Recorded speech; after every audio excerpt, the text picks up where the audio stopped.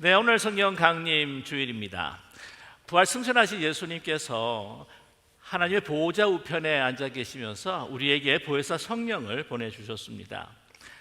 부활하시고 승천하신 우리 주님께서 우리와 함께 시공간을 넘어서 함께 하여 주시기 원하셔서 또한 이 성령을 우리에게 보내주셨습니다.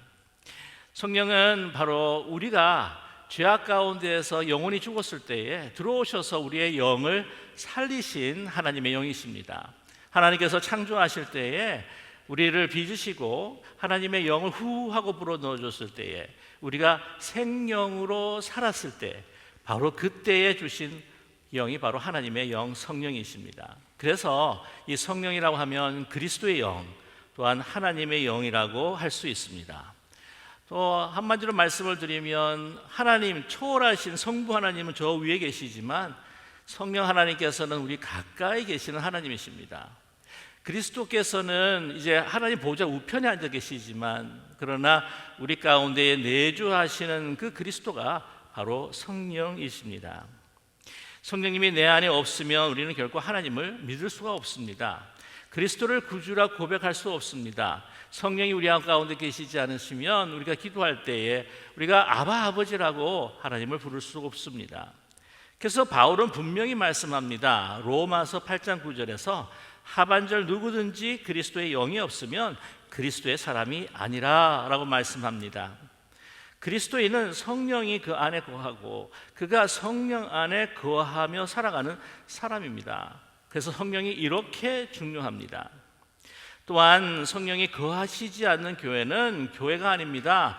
왜냐하면 이 소중한 이 교회가 바로 성령의 강림으로 탄생했기 때문이죠. 성령을 받은 사람들이 바로 그리스도의 지체가 됩니다. 그리고 교회가 지체가 되어서 교회는 부활하시고 승천하신 바로 예수 그리스도의 성육신입니다. 그래서 부활하시고 승천하신 예수님이 보이지 않습니다.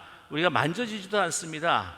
그러나 이 교회를 통해서 예수님이 누구이신지를 알게 하셨고 또한 사람들이 이 교회를 통해서 주님을 어떤 분이신지 만지고 또한 체험케 하셨습니다. 그래서 이 교회는 예수 그리스도, 부활하신 승천하신 예수 그리스도의 성육신, 인카네이션이라고 말할 수 있습니다. 이러한 소중한 교회가 어떻게 탄생했는가 우리는 너무 잘 알고 있습니다. 사도행전 2장의 말씀에 보시게 되면 오순절 날이죠. 다락방에서, 마가의 다락방에서 120명의 문도가 기도하였습니다. 그때 성령의 강림하셨죠. 놀라운 일이 일어났습니다. 성령의 바람이 불었고요, 하나님의 불이 임했습니다. 그리고 갈릴리 지역에 살았던 그 제자들이 각종 방언으로 말하게 되었습니다. 그 말을 들은 많은 사람도 놀랐습니다. 그 사람들이 갈릴리 사람이 아니냐, 어떻게 우리의 방언으로 말할 수가 있느냐. 참으로 드라마틱한 사건이 일어났습니다. 오늘 본문의 말씀도 바로 성령의 그 강림 가운데 성령 충만한 사건인데요, 바로 이 교회가 성령 충만을 받는 두 번째 사건이었습니다. 오늘 31절 상반절 말씀에 빌기를 다함에 모인 곳이 진동하더니, 여기도 드라마틱한 정말 이 지각 변동이 일어나는 그러한 이 땅이 움직이는 것을 그들은 체험했다고 하는 것이죠. 이 진동했다, 땅이 흔들렸다, 그것은 다름 아니라 이제 이 세계의 땅, 이 땅이 정말 하나님의 그 역사를 통하여서 이제는 변하고 움직여갈 그러한 하나님의 역사를 미리 암시해 준 사건입니다. 이러한 놀라운 일들이 성령 충만 가운데 일어납니다. 그렇다고 한다면 이 성령 충만을 받기 위해서는 우리가 어떻게 해야 할까? 그것은 바로 기도입니다. 마가의 다락방에서 그들이 기도했습니다. 성령이 강하게 임하였고 성령이 충만하게 그들에게 임하였습니다. 오늘도 마찬가지입니다. 그들이 기도할 때에, 그들이 빌기를 다하며 간절하게 빌 때에 이러한 놀라운 하나님의 성령의 역사가 일어났다는 것이죠. 오늘 31절 말씀 처음 부분 다시 말씀드리면 빌기를 다하며 간절히 정성을 다해서 빌기를 다했더니 모인 것이 진동하며 성령이 충만했다라고 이렇게 말씀하고 있습니다. 자, 그렇다고 한다면 이 기도라고 하는 것이 성령 충만과 불가분의 관계다라고 할 때에 어떤 기도를 드렸을까?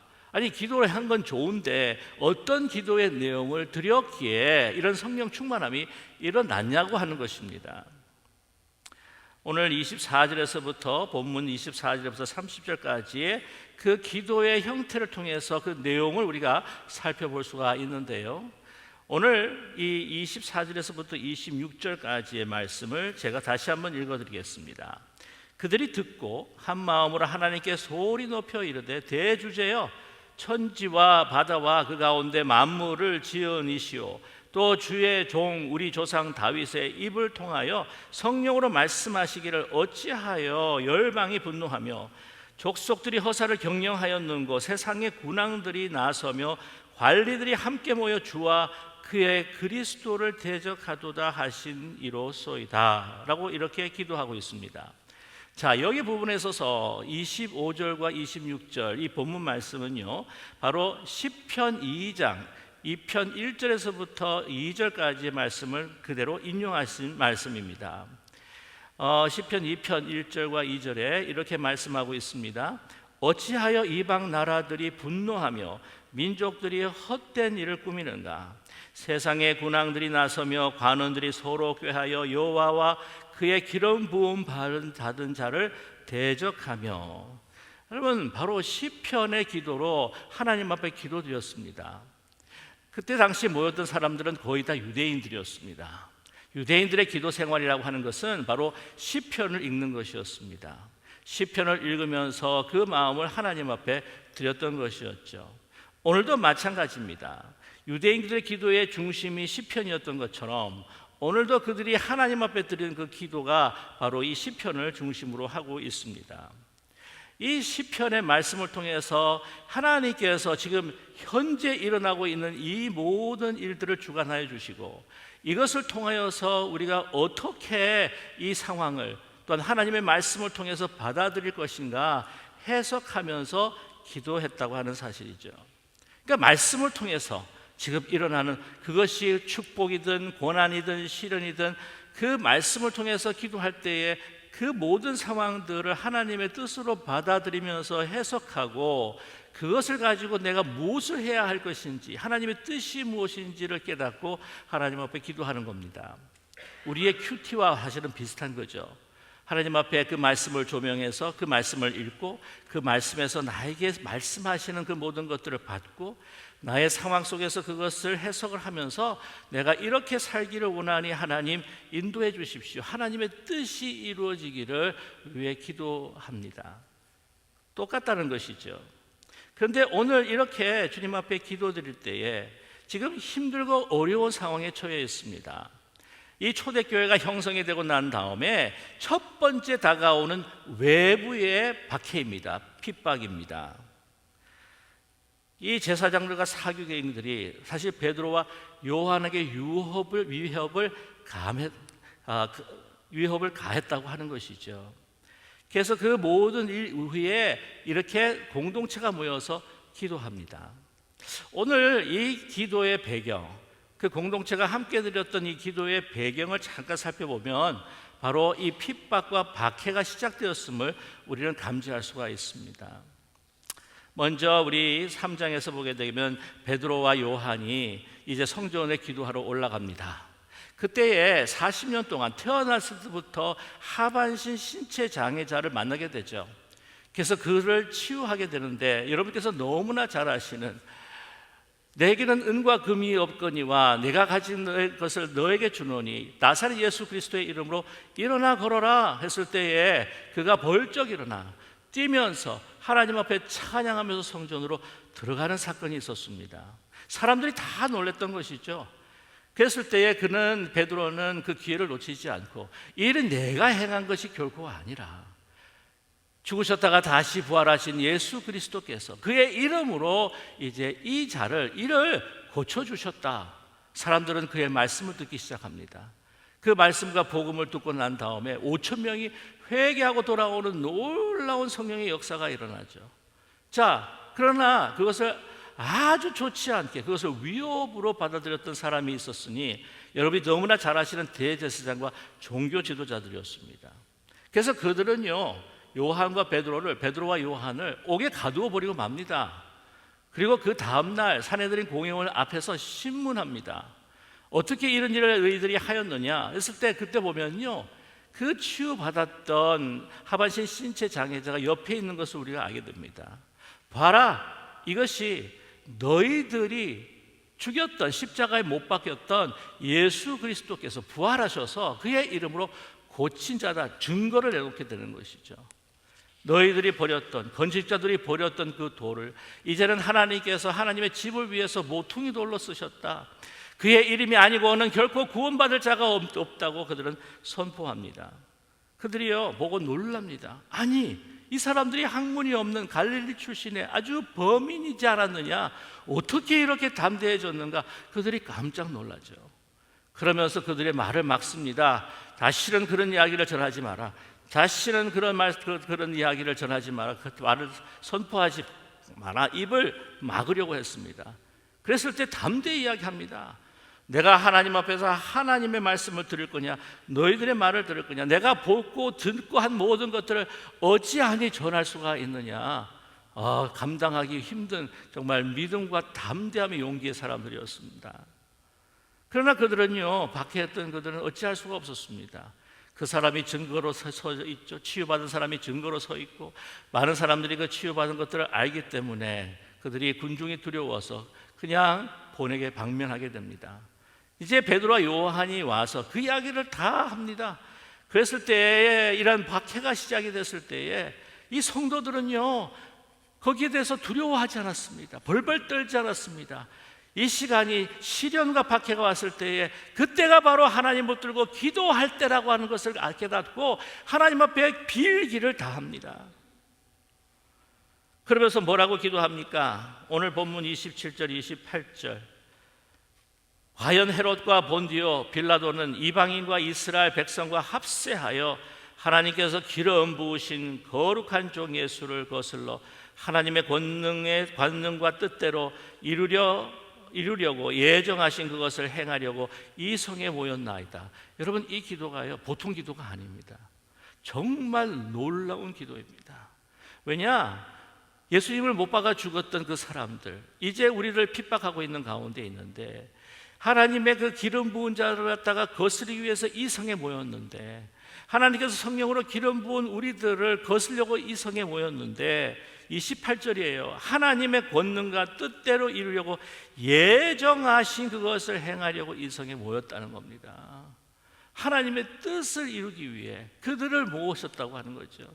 그래서 그들이 받고 있는 예수 그리스도의 그 죽음, 그리고 그 십자가의 그 고난을 넘어서 부활케 하신 하나님의 능력이 이제 이 고난 가운데서 우리를 통해서 하나님의 뜻을 이루게 역사하실 것이다 라고 하는 기대를 담고 기도하는 거예요. 놀랍지 않습니까? 하나님의 그 말씀을 가지고 지금 이 고난을 해석하고 있어요. 이것이 다 하나님의 뜻과 하나님의 그 놀라운 계획들을 이루시려고 하시는 하나님의 바로 예정하신 뜻에 대한 역사구나. 그랬을 때에 29절과 30절에서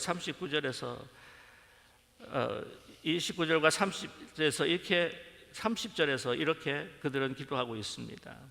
주여, 이제도 그들의 위협함을 굽어보시고 또 종들로 하여금 담대히 하나님의 말씀을 전하게 하여 주시오며 손을 내밀어 병을 낫게 하시옵고 표적과 기사가 거룩한 종 예수의 이름으로 이루어지게 하옵소서. 여러분, 무엇을 기도하고 있습니까? 그런 하나님의 뜻을 알고 하나님께서 계획하신, 이루려고 하신 그 역사를 알 때에 피하지를 않습니다. 큰 고난과 핍박 가운데서 이 드리는 기도, 우리가 해야 할 일들을 하게 하여 주시옵소서.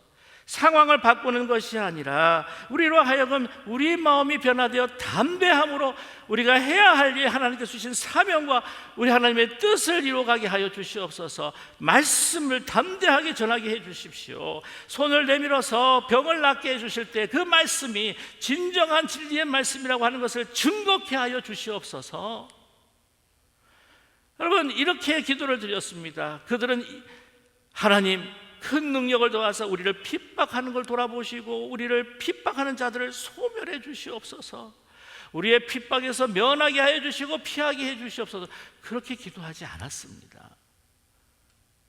모든 외향적인 조건과 상황과 모든 이 밖에 있는 사람들이 변하는 것이 아니라 내가 하나님의 담대함, 믿음과 용기를 가지고 내가 해야 할 일들을 할 수 있도록 저희들을 담대케 해 주십시오. 그러한 은사와 능력을 우리에게 주십시오 라고 기도하는 것이죠. 여러분, 그들의 자신에 대한 처한 상황들 그대로 받아들이고 있습니다. 그러나 이것을 돌파할 수 있도록 이 가운데서 그것을 전환시켜 하나님의 뜻을 이루어가도록 우리에게 하나님의 말씀 사명을 다할 수 있는 담대함을 주십시오. 여러분, 내가 해야 할 일 할 수 있게 해주십시오. 내가 사랑해야 될 사람들을 사랑하게 해주십시오. 내가 사랑하기 힘든 사람도 사랑하게 해주십시오. 내가 섬겨야 할 때에 섬길 수 있는 능력을 내게 주시옵소서. 참을 수 있을 때 참게 해주시옵소서. 내가 말하고 어떤 상황 가운데서 굴하지 않도록 믿음과 용기를 주십시오. 그때 역사가 일어납니다. 오늘 본문 말씀 31절에 참으로 귀한 말씀이에요. 비일기를 다하며 모인 것이 진동하더니 무리가 다 성령으로 충만하여 담대히 하나님의 말씀을 전하니라. 핍박과 그러한 박해가 다 이제는 사라져버렸다. 다 그들을 핍박했던 자들이 다 진멸당하고 말았다. 그게 아니에요. 더 담대히, 더 용기 있게 하나님의 말씀을 전했다고 말씀하고 있습니다. 여러분, 땅이 진동하고 성령의 바람이 불고 그냥 하나님의 불이 우리에게 임하고 하는 것도 물론 성령의 충만한 현상이기도 하지만, 여러분, 성령이 충만해지면 더욱더 분명해지는 것은 사명의식이 분명해진다니까요. 하나님 앞에 영광을 올리기 위해 내가 창조되었고 내가 부르심을 받았다는 그 의식이 더욱더 분명해집니다. 베드로 사도가 오순절 강림을 통해서 담대해졌습니다. 이 공동체의 믿음의 사람들이 담대해졌습니다. 여러분, 여기서 중요한 사실 하나가 있는데요. 권위 있는 신약성경 학자 가운데서 모리스 로빈슨이라고 하는 분이 계세요. 그가 뭐라고 이야기하냐면, 사도행전에는 사실 성령 충만함 자체를 위해서 기도한 흔적이 없다. 하나님 말씀을 담대하게 전하게 해주세요. 하나님의 사명을, 하나님의 뜻을 이루도록 하나님 나에게 역사해 주세요 라고 기도할 때에 성령의 충만함이 임했다는 겁니다. 여러분, 하나님께서 성령의 충만함, 하나님 성령의 충만함을 주세요. 하나님 물어보실 거예요. 그 성령 충만 가지고 뭐 할 건데? 네 그냥 연약한 육신만 고치기를 위해서 성령 충만함을 구하는 거니? 라고 이렇게 물으시지 않겠습니까? 저를 부하게 해주세요. 그러면 내가 너를 부하게 해줘가지고 너 뭐 할 건데? 하나님, 내가 병약한데 아픕니다. 건강하게 해주세요. 치유하고 회복해 해주세요. 그래서 건강한 몸 가지고 뭐 할 건데? 나에게 이런 학식과 재능을 주세요. 그래서 그거 가지고 뭐 할 건데? 우리 뭐 할 거죠? 하나님 앞에, 하나님, 정말 내가 하나님의 기쁨이 되고 하나님께서 나를 창조하신 목적을 내가 분명히 알기 때문에 이것이 나의 기쁨입니다. 주의 뜻을 이루게 하여 주십시오. 주님 말씀을 담대하게 전하게 해주십시오. 내가 진실히 섬기게 해주십시오. 다른 사람들의 그 기쁨을 통해 그 사람이 기뻐하며 주님께 돌아가는 모습, 하나님의 사랑을 체험하는 모습을 보기를 원합니다. 하나님의 뜻이 이루어지기를 원합니다 라고 기도할 때에 하나님께서 보시기에 필요할 때에 물질도 주시고 건강도 주시고 재능도 주시고 기술도 주시고 그것을 주신다는 말이죠.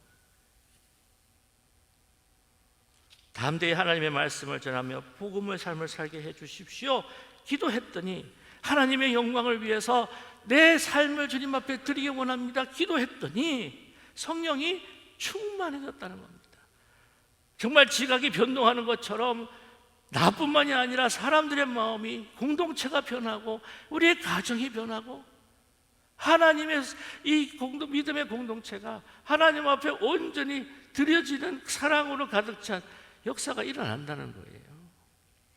필요한 모든 것들이 있다면 그때 채워주시는, 너의 필요를 따라 모든 것을 채워주시겠다는 하나님의 약속이 이루어지는 거죠. 여러분, 성령의 충만한, 여러분 이 마가의 다락방에서 주의 성령께서 임하실 때에 그들의 죽었던 영이 다시 살아납니다. 완전히 변하게 되죠. 근데 이 변화된 영 가운데 그 성령의 충만함, 여러분 말씀드렸죠. 두 번째 성령의 충만의 역사라고 말씀드렸는데, 이 성령의 충만의 역사가 일어났을 때 그것은 뭐라고요? 사명을 다할 수 있는 성령의 충만함입니다. 여러분, 성령이 우리에게 임하셨을 때예요. 우리가 성령이 이제는 충만하다는 것은 성령이요 넘치는 겁니다. 아예 우리의 몸 끝부터 나까지, 나에 있는 모든 세포 하나까지 다 주관하시고, 그것이 내가 어떻게 할 수 없을 정도의 하나님의 능력이, 너무 정말 하나님의 은혜의 감격이 넘쳐나서 이게요 자연스럽게 막 흘러 넘치는 거예요. 막 흘러 넘쳐요. 내가 주저할 수 없을 정도로 그냥 넘쳐, 기쁨이 넘쳐 흐르고 내 활력이 넘쳐 흐르고. 근데 그 성령 충만함이 없으면 참 섬기기도 힘들고 하나님 말씀 전하기도 힘들고, 아니 말씀 전한다고는 생각도 안 해보고, 우리가 봉사를 할 때에 또 우리가 그 삶을 나눌 때에 억지로 하지 않는 것이 아니라 정말 내 스스로 흥이 나서 할 수 있는 성령의 충만함입니다. 성령의 충만함이 없으니까, 그 성령의 임재, 성령의 주장이 없으니까 늘 그냥 뭐든지 섬기든지, 하나님의 일을 위해서 우리가 봉사한다든지 하나님의 사명을 가지고 일할 때도 막 쥐어짜는 거야. 쥐어짜, 그냥 쥐어짜, 물이 막 떨어질 때까지 막 쥐어짜니까 비비 틀리고 막, 그러다가 이것이 말라버리면 되면 막 이게 막 거칠거칠해지고 막, 나머지는 막 나무 같았으면 막 가시가 돋치고 막 그러는 거예요. 그러니까 막 성령이 없으니까, 성령의 충만함이 없으니까 봉사를 해도, 아니 이게 기쁨이 아니라 막 사람을 찌르기도 하고. 저와 여러분, 하나님의 사명을 위해, 하나님의 정말 이 그리스도의 몸이잖아요. 부활 승천하신 예수 그리스도의 성육신이 바로 교회잖아요. 그 교회를 아름답게 세움에 있어서 정말 우리가 그리스도의 지체, 또 하나님의 말씀을 담대하게 전할 수 있는 그리스도의 입술이 될 수 있도록 주님 그 사명 다할 수 있게 하여 주세요. 그럴 때에 성령의 충만함이 넘치는 저와 여러분이 되기를 간절히 소망합니다. 오늘 본문 24절에도 그들이 듣고 한 마음으로 하나님께 소리 높여 이르되, 한 마음으로 합창으로 하나님 앞에 이 기도문을 합심하여, 조금도 나를 위한 기도가 아니라 하나님의 나라를 위해, 이 모든 박해와 이 핍박이 이제는 하나님의 뜻을 이루고 완전히 전환시켜 하나님의 선한 역사를 이루는 전환점이 될 수 있도록 함께 같이 기도할 때에, 여러분 이 진동합니다. 지각의 변동이 일어나는 거예요. 기쁜 우리 교회 올해 목표는 뭡니까? 한 마음으로, 우리가 한 마음으로 기도에 힘쓰는 교회. 우리 모임마다, 만날 때마다, 힘든 사람들 볼 때마다 손 붙들고 같이 기도하고, 모일 때마다 주의 역사를 위해, 선교를 위해, 담대하게 하나님을 전하기 위해, 영광을 돌리기 위해 나를 감추고 하나님을 높이는 우리가 함께 기도할 때에 저와 여러분의 삶 가운데 우리 기쁜 우리 교회 성령의 충만함이 넘치도록 하나님께서 부어주실 줄로 믿습니다. 이러한 성령의 역사를 체험할 수 있는 저와 여러분 되시기를 주님의 이름으로 간절히 축원합니다.